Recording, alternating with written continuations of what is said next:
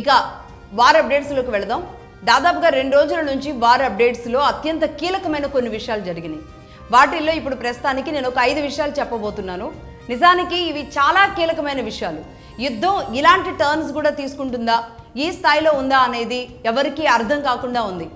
ముఖ్యంగా అమెరికా ఖచ్చితంగా ఏదో ఒకటి చేసేస్తుంది, అమెరికా నిలబడుతుంది, ఎంతైనా ట్రంప్ అంత ఈజీ లెక్కలేమి తక్కువ అంచనా వేయాల్సిన అవసరం లేదు అని అందరం భావిస్తున్నాం కదా.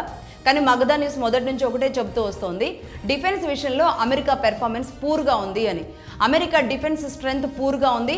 ఇంత ఖర్చు పెట్టి, అంటే ఒక రకంగా ఖర్చు ఏమో ఎక్కువ కానీ సౌండ్ ఏమో తక్కువ.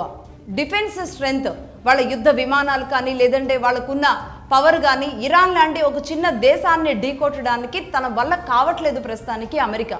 ఇదంతా కూడా డిఫెన్స్ స్ట్రెంగ్త్లో పూర్గా ఉంది, ఆ డొల్లతనాన్ని బయటపెట్టుకుంది అని మనం మాట్లాడుతూ ఉంటే, ఇంకొక వైపు కూడా తన పెర్ఫార్మెన్స్ పూర్ అని ఇంకో విషయంలో కూడా బయటపెట్టుకుంది అమెరికా. అదే టెక్నాలజీ విషయంలో. అసలు నమ్మడానికి నమ్మశక్యంగానే విషయం ఇది. టెక్నాలజీలో అసలు అమెరికాని ఢీకొట్టే ఇది సాధ్యమవుతుందా? సరే, యుద్ధం విషయంలో ఇప్పటి వరకు ఏదో మ్యానిపులేట్ చేసింది, మభ్యపెట్టిందని అందరూ అనుకున్నా, టెక్నాలజీలో ఇన్ని కంపెనీలు అన్నీ కూడా అమెరికా బేస్డ్ కంపెనీలే కదా టెక్నాలజీ అంతా కూడా.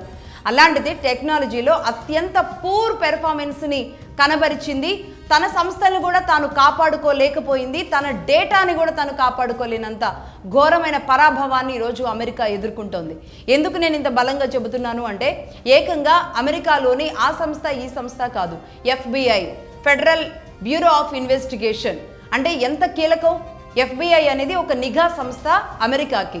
అంటే అమెరికాకి సంబంధించిన డేటాని ఇరాన్ IRGC అటాక్ చేసింది, మొత్తం హ్యాక్ చేసింది. అమెరికా FBI చీఫ్ మెయిల్స్కి సంబంధించిన డేటా మొత్తం హ్యాక్ అయింది. ఈ FBI చీఫ్ ఎవరైతే ఉన్నారో ఆయన కొంచెం ఇండియన్ ఆరిజిన్ ఉన్న ఆయన, గుజరాత్ వ్యక్తి, ఆయనే క్యాష్ పటేల్ డేటా మొత్తం కూడా హ్యాక్ అయినట్టుగా తెలుస్తుంది. FBI లాంటి సంస్థ డేటాని కూడా ఈరోజు ప్రొటెక్ట్ చేసుకోలేకపోతే ఇంకా ఏంటి అమెరికా పరిస్థితి? అంటే టెక్నాలజీ పరంగా అమెరికా ఎంత డొల్లగా ఉంది. వీళ్ళది ఏదైతే ఉందో సపరేట్ వాళ్ళ కోసం మాత్రమే ఇది. FBI iCloud అనేది అమెరికాకి సంబంధించిన సంస్థ, సాఫ్ట్వేర్ అండ్ ఎవ్రీథింగ్ వాళ్ళదే. అలాంటి దాన్ని ఇరాన్ IRGC అటాక్ చేసింది, సైబర్ అటాక్ చేసింది, వాళ్ళ డేటాని మొత్తం కూడా క్యాచ్ చేసింది.